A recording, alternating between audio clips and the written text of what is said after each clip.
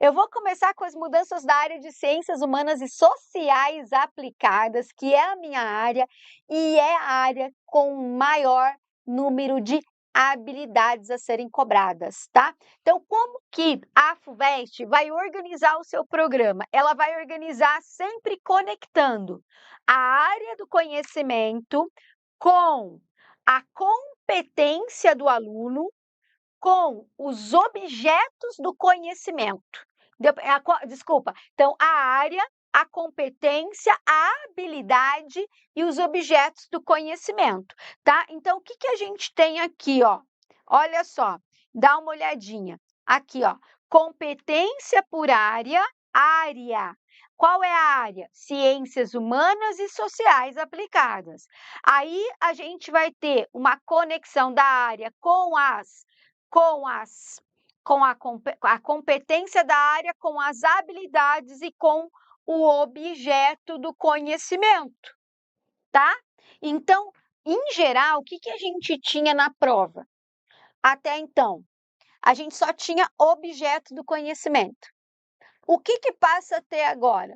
Agora, esse objeto, vai ser cobrado dentro de uma habilidade que está dentro de uma competência.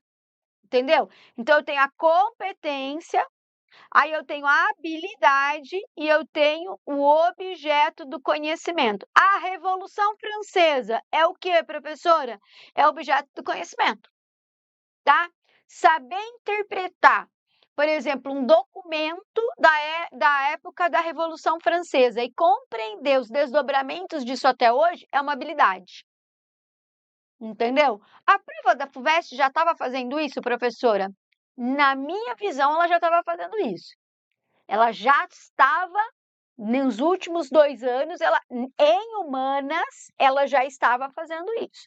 O que eu acho, e o que ele fala, inclusive o professor Gustavo Mônaco, ele fala assim, ó, a FUVEST não deixará de cobrar conteúdo. O conteúdo está aqui, ó. Conteúdo está aqui no objeto do conhecimento. Ó. A FUVEST não deixará de cobrar conteúdo, só que ela vai cobrar dentro de um contexto compreensível para o estudante e que tenha relação com a aplicação prática na sociedade.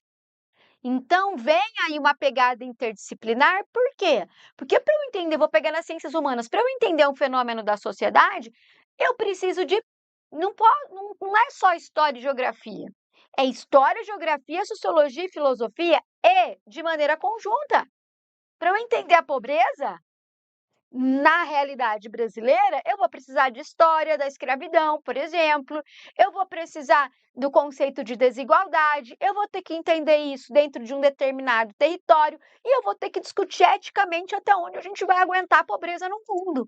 Entendeu isso? Até onde a gente consegue, né, se relacionar com essa pobreza do ponto de vista moral e da virtude, da ética, por exemplo. Então, você viu que o tema é pobreza. Então, pobreza é o objeto do conhecimento, escravidão é o objeto do conhecimento, território é o objeto do conhecimento da geografia. Mas eu vou conectar tudo isso aqui para explicar uma realidade brasileira, uma realidade humana, uma realidade social, entende? Por isso vai ser uma prova mais interdisciplinar e mais atual. Mais parecida com o Enem ou com a Unicamp? Minha análise, com a Unicamp. Porque a Unicamp já tem a divisão do seu conteúdo por habilidade e competência, tá? Então, olha só, em humanas, a gente vai ter história, geografia e vou destacar filosofia e sociologia, que não estavam oficialmente no cronograma, né, no programa, e que agora estarão presentes. A seguir, e tomando como ponto de partida, as 4 componentes, então, né, história, geografia, filosofia e sociologia, que compõem a área, estão indicadas as habilidades e os respectivos objetos do conhecimento. Então, para cada habilidade, a gente tem uma lista de objetos do conhecimento. Nas ciências humanas, a gente tem 120 habilidades. Por quê? Porque para cada disciplina, para cada componente da área, a gente tem 30 habilidades. A gente tem 6 competências E dentro das 6 competências, 30 habilidades cada uma. Caramba, 6 vezes, é 180, dá 180 habilidades. Olha só, então, o que a gente tem? Essas são as competências. Então, a gente tem 6 competências, certo? 6 competências. Ah, não, é 120 mesmo. A gente tem 6 competências: analisar processos políticos, econômicos, sociais, ambientais, culturais, nos âmbitos local, regional, nacional, mundial, em diferentes tempos, a partir da pluralidade de procedimentos epistemológicos, científicos, tecnológicos. Desse modo, a compreender e posicionar-se criticamente em relação a eles, considerando diferentes pontos de vista, tomando decisões baseadas em argumentos e fontes de natureza científica. Analisar a formação do território, fronteiras em diferentes tempos e espaços, mediante a compreensão das relações de poder e que determinam as territorialidades e o papel geopolítico dos Estados-nação. Você está vendo aqui geografia? Você consegue entender? Formação de território, tempo e espaço. Ó, aqui seria, só como exemplo, tá? Aqui, formação de território, geografia. Tempo e espaço, história. Relações de poder, sociologia. Tá? Que determinam a territorialidade, Estados-nação. De novo, geografia mais sociologia.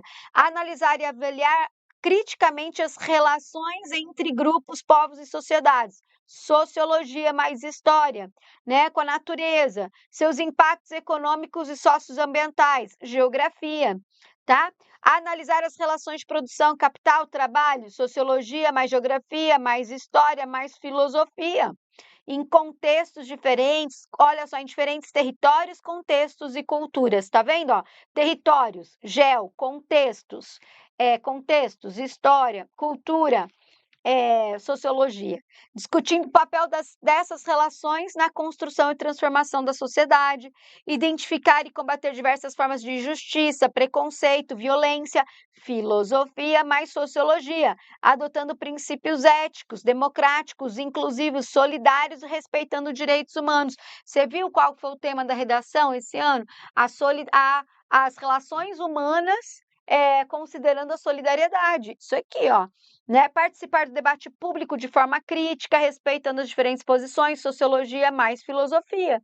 Né? Então, tem algumas competências que são mais de uma disciplina do que de outra, mas a gente consegue ver o quê? A profunda interdisciplinariedade dentro da área a partir dos 4 componentes: história, geografia, sociologia e filosofia, tá?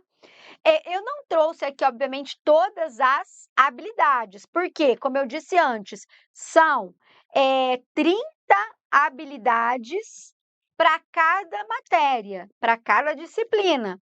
Então, 3 vezes 4, a gente tem 120 habilidades para estudar em humanas. É muita coisa. E lembrando que dentro dessas habilidades, a gente tem os objetos do conhecimento, tá bom? Agora,